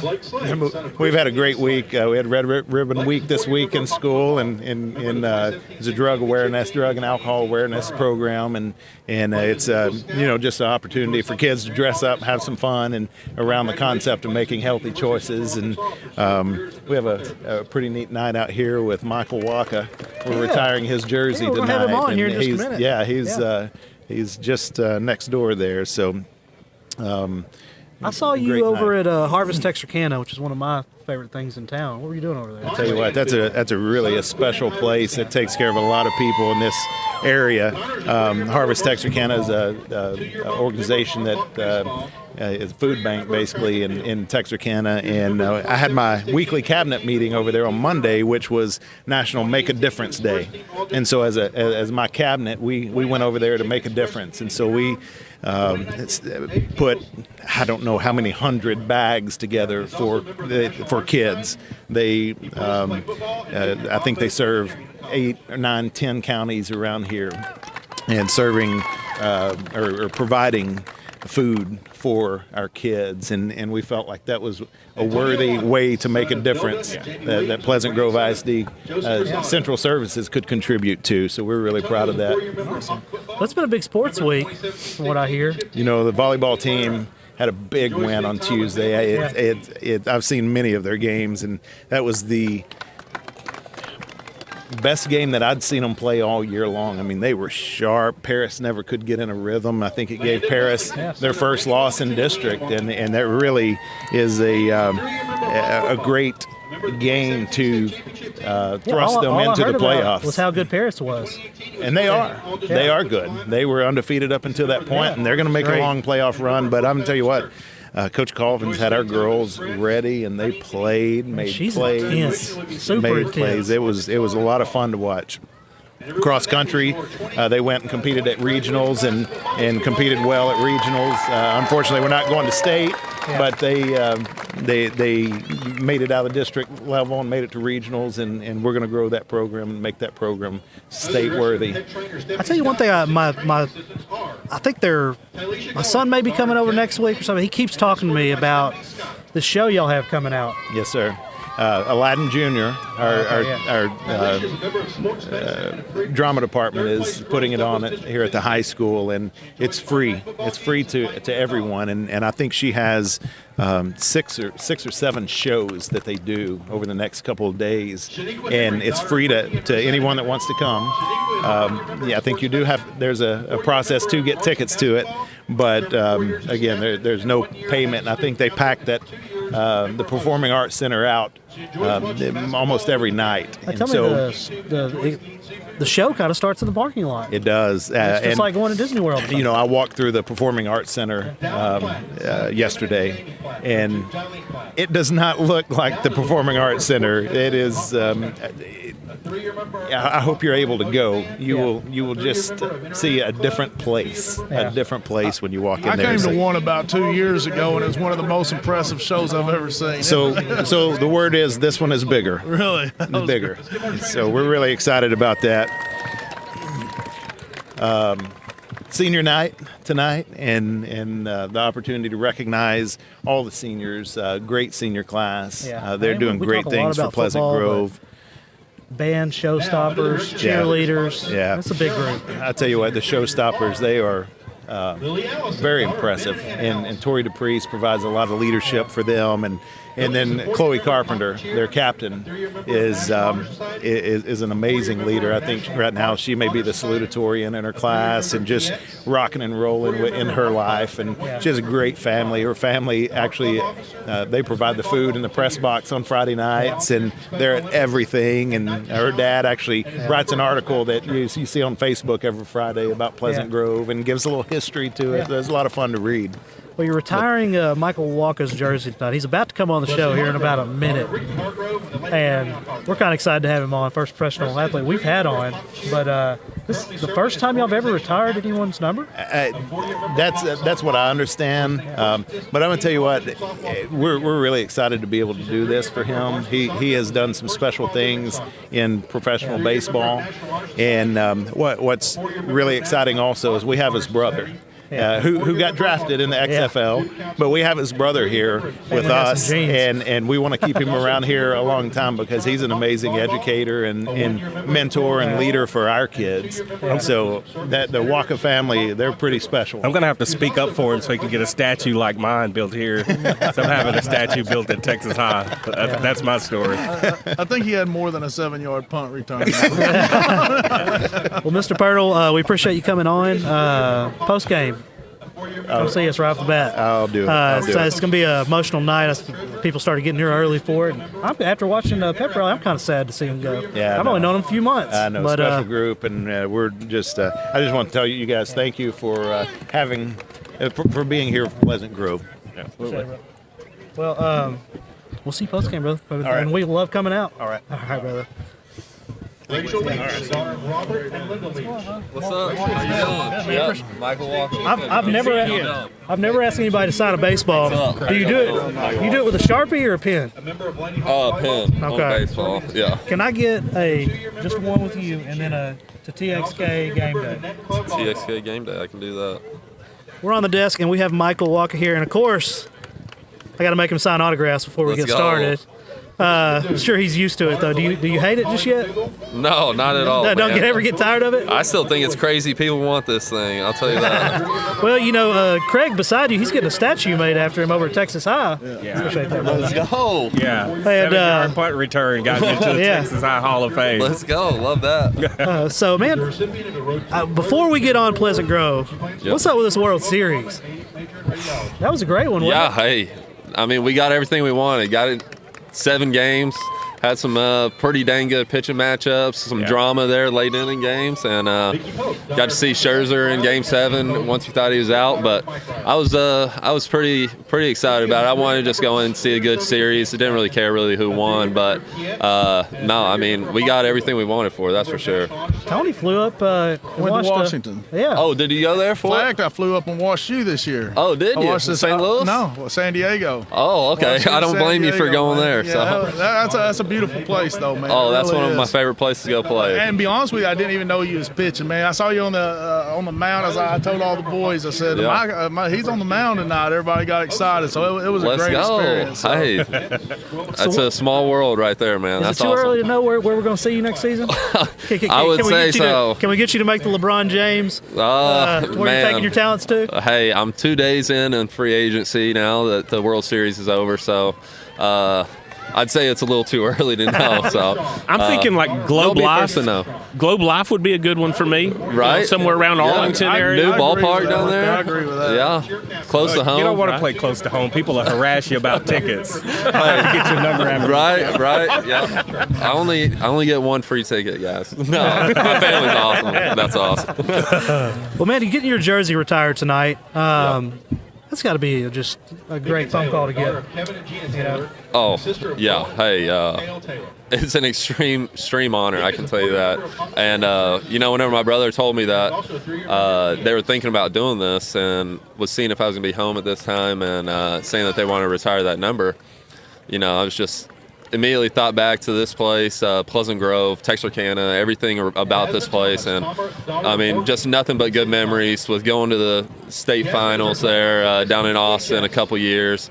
And just immediately thought back to my teammates and everyone back here. And, I wouldn't be here without them. And, it really just pushed me throughout my career to be who I am today, and it all started here in Pleasant Grove. So, I mean, I was really excited about it. Man, we got a guy who's just been everywhere, and we talk about that all the time. Like, these kids are going to miss this.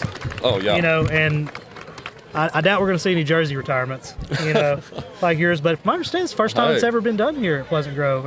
And I was having a talk with Tony Kirker this week. He was like, well, they couldn't pick a better guy, Well, I appreciate him saying that. But, yeah, whenever they told me it's the first one, I was pretty surprised as well. There's been some pretty good athletes coming through here, but I've had a real good time watching these guys back here play the last few years. You know, Coach Gibson coming in here doing a heck of a job with these boys, and been able to watch them down in Dallas past couple of years, and that's been a lot of fun watching them. So I wouldn't be surprised if we're retiring one of their numbers here pretty soon. Well, can you take a second and just talk to just coming back to seeing just people, the smiling faces and stuff like that? How does that make you feel returning home?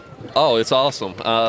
You know, seeing a bunch of my old friends that are still here, some old family friends as well. I mean, it always makes my day seeing these guys. I mean, I went and picked up my nephew at the elementary school, and teachers are coming out, and teachers are coming down from the stands just saying, hey, and stuff. And it's really awesome to see. Yeah. Well, I told my 17-year-old you was going to be here tonight. He said he's got to meet you, man. So hey, bring him on over. Introduce me. That'd be awesome. So what is the odd question? What is the one place when you came back you had to go eat when you came to Texarkana? That I had to go back to? I always like restaurant. Are you talking restaurant? Okay, because I was about to say I got to make my stop at Bringle Park every time I come out here. Love that area out there, but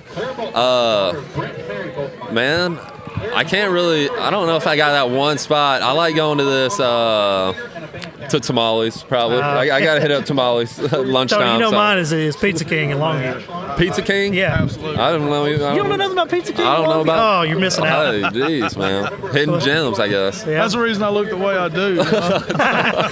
Maybe that's a question I just shouldn't ask him. I was like, man, I eat nothing but salads and protein shakes. What are you talking about? I've been in ketosis for 10 years. No, I'm just kidding. So I don't know what that is. I actually had a best friend that played baseball from here, Craig Monroe. You might have heard of him or whatever. Yep. But tell people about the day in and day out grind, and you know how hard it is to actually make it and stay relevant in the major leagues and stuff like that. Yeah, so crazy story about Craig. He used to work at the hospital with my mom up there, so we got a little connection there, and I've talked to him a little bit. But, I mean, it's a tough sport to make it in. I mean, you see guys, that minor league system's no joke, and some guys will get buried down there, and it can become a business. But this 162-game season is all that you could ask for as a player. I mean, by the end of the season, you're very worn out, and it comes down to the mental side of it. But it's something that I learned here actually at Pleasant Grove was mental toughness from Coach Jones, and it's something that you've got to have in order to play this game. And you know, it's a fun game, and you know, I'm glad I've been able to play it for so long and hopefully keep going. Yeah, the reason I ask you that is because one of the main things when he finally decided to quit playing was he said, "Man, I'm just finally tired of living out of a suitcase." Oh, that's right. Yep. You're always on the road. Yep, pretty much. That's exactly right. I'm in Dallas for 3 months in the off season. I'm in spring training for 2.5 months, 3 months, and then I'm in the season for 6 months. So how long it's do you all take suitcases. off between seasons? After the season? Yeah. Okay, so I take off, depending on how many innings I threw, close to about 2 weeks or so, and then 2 weeks of just hanging out, and then I'll get it started back up. You work all year round, just like oh everybody else. yeah, it's a full-time job. Did you ever no play doubt. winter ball and stuff like that? So I did not. I never played winter ball. I was always healthy for the most part at the end of the season and was throwing and was able to give my arm a rest in the off season. But I remember Craig Monroe all going the time. down there, That winter going down ball, get out of baseball, go Right. straight to playing winter ball, and then come home for a couple of weeks, and then it's off to spring training. It's go time. And you can see those guys in spring training who have been playing winter ball too. Yeah. Those guys are locked in right from the beginning. And it can become an advantage for sure if you go down there and keep playing and make some money down there. No, I've got a lot of teammates that go down there every single year. Let's do this, Willie. They're about to retire your jersey here in just a minute. Let's go take a picture of us, put up. Everybody smile. Hey, can I use sign a ball for my son, Walker? He's he's an aspiring T-ball superstar. Okay, these guys got to feel special sitting up here next to you and I, Michael. They got to feel special right now, yeah. Well, Michael, I can't tell you how much Pleasant Grove's proud of you and what you're doing and how you're representing Pleasant Grove. I can still remember the very first game you played in. You went up there and got a base hit. I thought that was just the best thing since sliced bread for a pitcher to go up there and just knock one out in the outfield. So it's been fun watching your career and wish you much success, and can't wait to see you in Globe Life. Thank you. Those are some kind words right there, and I'm glad that you brought up that base hit. I used to bet 1,000 in the show, so it was very cool. But no, I appreciate you saying that. I mean, this place means everything to me, so I appreciate it. Well, we're glad to have you back. Hey, it's good to be back. Let's get a win tonight. Yeah, So. I have a feeling we're going to. Hey. Well, you're our first professional athlete we've had on our show, and we have had 100 million views. It's a big one. We got Craig on payroll. Had this show for? Well, we started it in August. Craig's on payroll for like $15 million a year. Can't afford anybody else. You know, you got to pay the talent. Big dog, yeah, he's got to pay the talent, man. Big dog, Anyway, maybe we'll let you back to it. All right. Appreciate you coming thanks on. a lot, guys. Hey, enjoy your night. Hey, I appreciate it, guys. Yeah, appreciate it. All right, let's get a picture real quick. I'm sorry. I thought he'd already taken one. Sorry.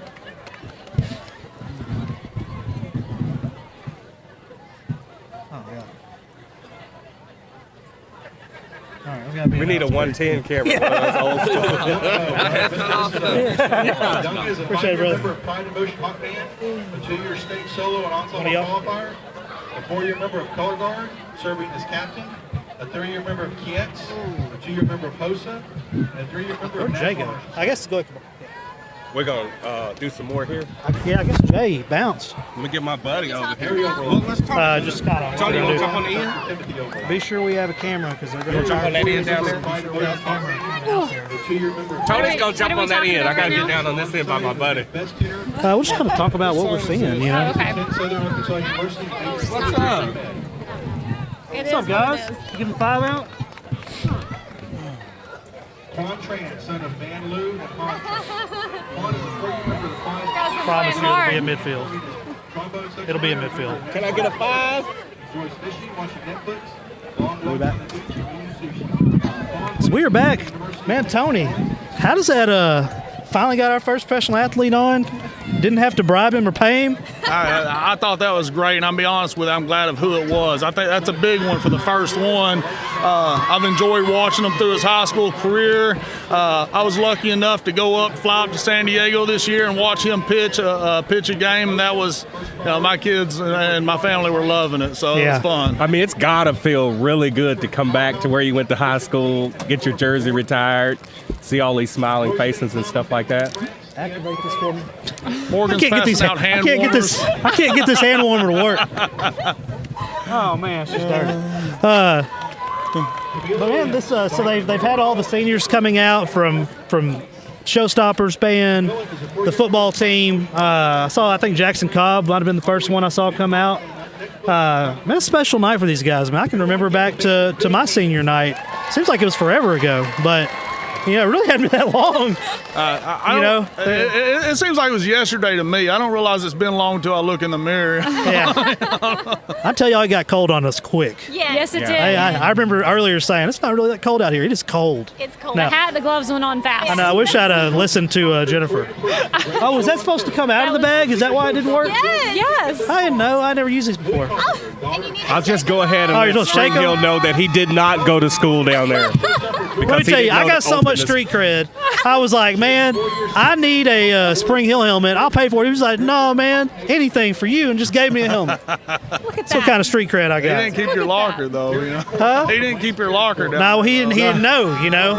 They turned it into a training room. But he said he's going to look through. He said he thinks they still have my stuff. Got it stocked He said they don't throw stuff away like mine. Well, I will say we saw a famous Spring Hill person ourselves this week. Who? Lance Hedrick. I love Lance. Lance Hedrick. What's he doing? You got to bring him to a playoff game. Oh, he's at Longview tonight. Coach Hedrick wanted to go see Gladewater play Sabine, and Lance wanted to go see the Lobos play. So guess where they're going? Oh yeah, well. Gotta go see the Lobos play. Lance always had a good taste in football. I love Lance, man. I hadn't seen him in forever. I see y'all always do something for his birthday. Always, every year. We do. He'll be turning 41 in January. He's 41? He'll be Oh my 41. God. I tell you, I thought I looked to my left earlier and could have sworn Trent Allen was standing right there. He was wearing all red, almost like University of Houston colors, and I literally had to look over there 3 or 4 times because I'm telling y'all, it looked just like him. Crazy. Nobody knows what we're talking about. Nobody We've got knows, completely sorry. off theme. But anyway, We just went down the Spring Hill tunnel right there. Yeah, we all graduated from Spring Hill. Craig graduated from Texas High, and Tony didn't graduate from anywhere.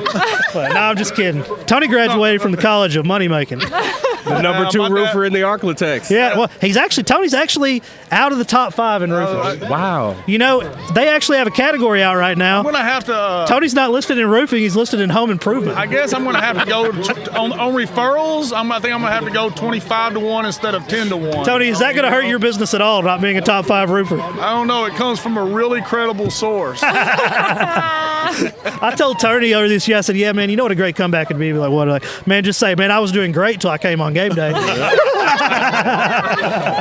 went in the tank after that. Everything went bad for me after that. Nobody wants to work with me. Oh, man. I tell you the funniest thing I think I've seen all year.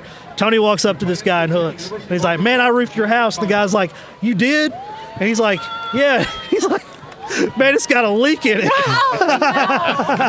So now he's making up stories. I might have made that up. I might have made that one up. I was trying to remember this situation. I was like, no. Tony said they never had a leak on his roofs. But, man, the Hawks are coming into the stadium, about to run out of the tunnel. We're going to have a jersey retirement for you here shortly. About 10 minutes till kickoff. Very emotional night for not only the players, parents, and coaches, you know, but kind of us a little bit. You know, I feel like we've kind of grown to know all these players in the Texarkana area. We'll have 2 more senior nights next week at Liberty Ilo and Texas High. It's a really nice atmosphere. It's super cold, but it's a really nice atmosphere. Well, I kind of feel bad about complaining about how hot it was earlier this year. I know. Yeah, I think I'd rather be hot than cold. I take it back, you know. See, I'll take this cold over the heat. Yeah, you're wearing shorts. Wearing basketball shorts. I have not turned my heater on at the house yet. That was on like a month ago. Yeah. What are you talking about? Tony, what do we expect to see tonight out of these 2 teams? You know, I think Spring Hill is kind of where Pleasant Grove was 6 or 7 years ago. I think they got some good young players, but as their coach was saying, winning is a mentality. Yeah. And you've got to learn how to win. I don't think they necessarily know how to win yet. I think they're going out and competing, and I don't think they're there yet. And I think Pleasant Grove is going to dominate the lines, and I don't think it's going to be a close game. Well, as a Spring Hill alum, I'll say this. Do I think they're going to win tonight? No. Do I hope they put up a great show? And I kind of expect them to put up a good show. I think they will do that. It's really kind of exciting for me. I hadn't followed Spring Hill football in forever because they've been bad. I mean, let's just call it what it is. They've been bad. Yeah, but we, like a group of us that went to school together, and we heard the name of who they hired. We knew they were going to be good. It was just a matter of how long. Absolutely. And they're in one of the toughest districts in the state of Texas in 4A Division 2. You put Spring Hill in a different district and a different whatever, and they'll probably have a winning record. Yeah. It's a rough district, man. One of the roughest in the state of Texas. Well, I mean, they're in. Nobody's going to blow Spring Hill out like we've kind of seen. I mean, you know, that Gilmer game, what did they lose by? Less than a touchdown, I think? Yeah, it was very close. Yeah, I mean, down to the end. I mean, a couple of possessions. Yeah, and I'm telling y'all, we can talk about players all day long. It comes down to the coach they have. Oh, yeah. I mean, because they've had all this before. Johnny Levere got there, and things have just changed. You know what I mean? They need one of them games like when Pleasant Grove beat Gilmer 3 or 4 years ago. Yeah. And when that happens, they'll turn the corner. Yeah. And what does he have, 10 seniors, he said? Yes, 10. You know? So they're very young. They'll be good next year. They'll be really good. The junior high classes coming up, they are very solid teams. Yeah. Spring Hill has a very bright future. Yeah. Give him 3 years, and this is a different atmosphere we're talking about right now, a different game. First time making the playoffs in 12 years. 12 years, You know, and I don't think you just wake up lucky one season. I mean, I'm glad he's there. And talk about a community that's just going to love this. Yeah. Being able to be competitive in games, go to the playoffs that they haven't experienced since 2007, that is such a huge thing for that community. I played on this team. All you hear is Longview, Longview, Longview. They want to make a statement. And, you know, it gets old, you know, and if it gets old, do something about it. Go beat them at home. We didn't ever miss the playoffs. We always went deep, but We did. I do think Pleasant Grove's going to be too much tonight. I'm looking for Ben Harmon to do what Ben Harmon does. From my understanding, Bruce Garrett's probably not going to play tonight. They're just going to rest him. I hate that for him on senior night, but there's just too much to lose. Getting ready to go into the playoffs. Looking to see big doses of Nick Martin, Logan Johnson, which you know I love watching play. They'll be without Connor Stanfield tonight. Had a detached ACL, so he'll be out the rest of the season. Yeah. I hate to hear that. I think Connor's a big loss, and I'll tell you, Connor is a great kid that works really hard in school, on the field, and I hate to see him not go to make the playoffs. I hate to have them not to have him. Yeah. I think the biggest thing tonight for Pleasant Grove is to be able to control that clock. All the way on the field. You know, keep their offense on the field to keep Spring Hill from being on the field, because they're going to try to throw the ball deep and score. So if they can keep them off the field and control the clock. I think tonight what I'm looking for out of Pleasant Grove, this is probably going to be one of the best passing teams they're probably going to play. And I want to see kind of what Carthage was able to throw the ball on Pleasant Grove a little bit. Let's call it what it is. I'm excited to see what changes are made, because they're basically playing the same style offense tonight. As far as the throwing, they're going to throw the ball. The and short how are we going to pass adjust? seems to work against Pleasant Grove to an extent. The short pass, the deep pass is not as much, in my opinion. Well, you may see a couple of those, at least attempts for those deep balls, because that's what number one brings to the ball game. When he is in, Rockwell is just that dangerous. He really definitely is. going to have to stay deeper than their deepest man. Yeah. You know, stay on top side or whatever. But we do know the quarterback's going to have to get the ball out quick. Yeah. This kind of team they're playing, if they can get them down pretty quick, which I think even if let's say Spring Hill got it, they're still going to throw the ball.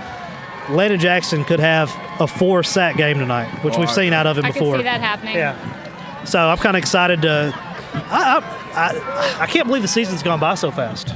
It has I know. Yeah. I mean, literally, it seems like yesterday we were out here. Feels like the 5th or 6th week. And I just want to say, Pleasant Grove has been so accommodating for Katie and I to come out here. Y'all have been so wonderful to us to let us come and just sit here at this table. Well, And we get to talk football. Yeah, we love it. Yeah, well, that's because they know y'all with me. Just kidding. Anyway, they're going to retire Michael Walker's jersey, so let's go to that. Tom and Karen, brothers Charlie and Lucas, and sister Brett, as well as Sarah Hoffman and Sam Staccato. Tonight, Pleasant Grove High School and Hawks baseball are honored to have the privilege of retiring Michael's high school jersey, number 38. Michael is a 2009 graduate of PGHS, where he was a 2-time All-State baseball player. During his junior and senior season, he helped lead the Hawks to back-to-back trips to the state tournament in Austin. Upon graduation, Michael attended Texas A&M University, where he continued his academic and baseball career as a member of the Aggie baseball team. While at Texas A&M, Michael earned all Big 12 honors as a pitcher, was selected to the USA Baseball Collegiate National Team, and led the Aggies to the 2011 College World Series. After the completion of his junior season, Michael was selected by the St. Louis Cardinals in the 2012 Major League Baseball Draft as the 19th overall selection in the first round. On May 30th, 2018, he made his MLB debut for the Cardinals. During the 2013 playoffs, Michael helped the Cardinals capture the National League pennant, and he was named the MVP of the National League Championship Series while advancing to the World Series. In his 7 seasons with the Cardinals, Michael has earned 59 career wins while also being named the National League All-Star. Tonight, the entire Pleasant Grove Hawks community is proud to honor Michael's achievements both on and off the field, as your 38 is now officially retired. Ladies and gentlemen, how about a round of applause for Pleasant Grove's own Michael Walker.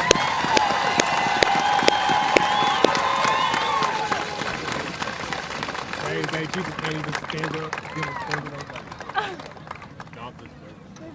He's an Aggie. Yeah, I'm just kidding.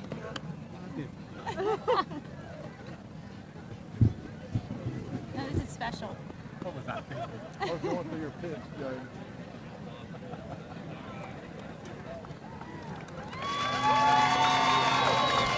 Back at the desk. We're back. I tell you, man, that's a really nice guy. No, he really is. Yeah, I'm a special night to see his number get retired on senior night. And Tony, you follow baseball religiously, but let's go to the national anthem before we do that. Let's take a moment to honor America first.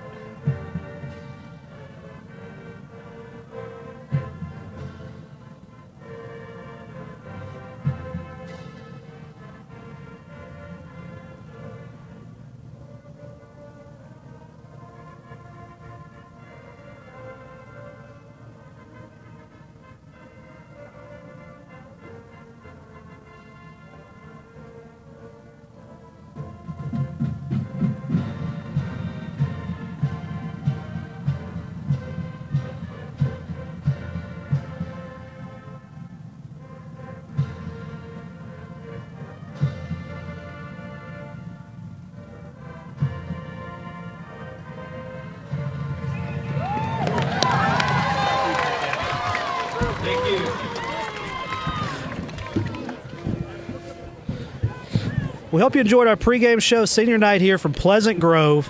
Kickoff is a couple minutes away, or actually a minute away. We will be back at halftime. Good luck to all the local high school teams tonight. And Craig Jenkins, tell them what time it is. It's time, and we are signing off.